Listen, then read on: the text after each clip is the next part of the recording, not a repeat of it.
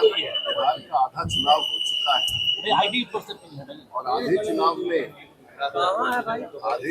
ही बिहार के मुख्यमंत्री तय हो गए। आधे चुनाव के जो परिणाम 1 तारीख के चुनाव के बाद दिख रहे हैं उसमें फिर से नीतीश कुमार बिहार के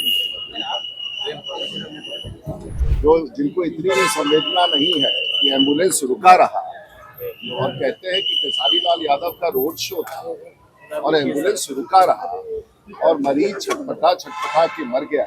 मुझे लगता है कि ऐसे लोगों के बारे में राजनीति में कोई स्थान नहीं है और कार्रवाई भी होनी चाहिए। अगर ऐसी घटना हुई है तो चुनाव आयोग को कार्रवाई करनी चाहिए कि आगे रोड शो की व्यवस्था में अगर एम्बुलेंस में किसी की मौत हो जाए तो निश्चित ये चिंता का विषय है और इलेक्शन कमीशन को करवाया।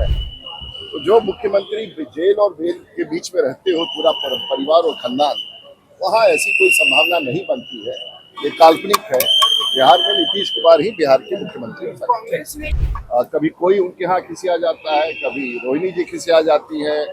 मुझे लगता है कि वो पॉलिटिकल वो एक परिवार में बहुत विवाद दिख रहा है। मतदान खत्म हो गया, एनडीए के लोग कह रहे हैं हम लोगों के पक्ष में है, पर महागठबंधन के लोगों ने तेजस्वी को मुख्यमंत्री बना दिया।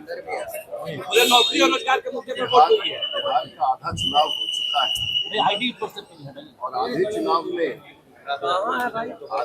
में ही बिहार के मुख्यमंत्री तय हो गए। आधे चुनाव के जो परिणाम 1 तारीख के चुनाव के बाद दिख रहे हैं उसमें फिर से नीतीश कुमार बिहार के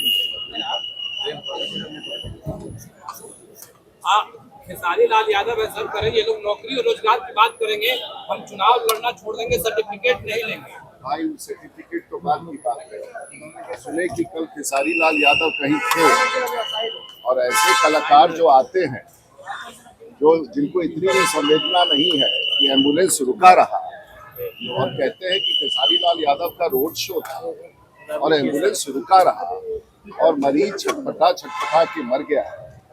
जैसे नेताओं को जो नेता बनने चाहते हैं ऐसे कलाकार, अगर इनको इतनी भी संवेदना नहीं है कि रोड शो में रोड जाम हो रहा है और मरीज एम्बुलेंस में छटपटा के मर रहा है, तो मुझे लगता है कि ऐसे लोगों के बारे में राजनीति में कोई स्थान नहीं है और कार्रवाई भी होनी चाहिए। अगर ऐसी घटना हुई है तो चुनाव आयोग को कार्रवाई करनी चाहिए कि आगे रोड शो की व्यवस्था में अगर एम्बुलेंस में किसी की मौत हो जाए तो निश्चित ये चिंता का विषय है और इलेक्शन कमीशन को स्टालिन कह रहे हैं कि फेवरेट सीएम है तेजस्वी स्टालिन।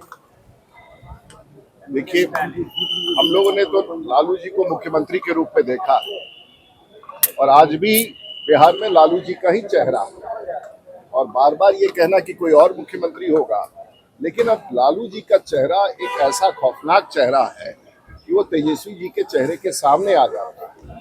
कितना भी प्रयास किया जाए, बिहार की जनता का ये मानना है कि आज भी लालू यादव का चेहरा राष्ट्रीय जनता दल के ऊपर है और वहाँ कोई और प्रत्याशी नहीं है। तो टेन्योर समाप्त हो गया, लालू जी का टेन्योर समाप्त हो गया, राबड़ी जी का टेन्योर समाप्त हो गया और जैसे नड्डा साहब ने कहा कि ये सब जेल और बेल के बीच में है। तो जो मुख्यमंत्री जेल और बेल के बीच में रहते हो पूरा परिवार और खानदान, वहाँ ऐसी कोई संभावना नहीं बनती है। ये काल्पनिक है।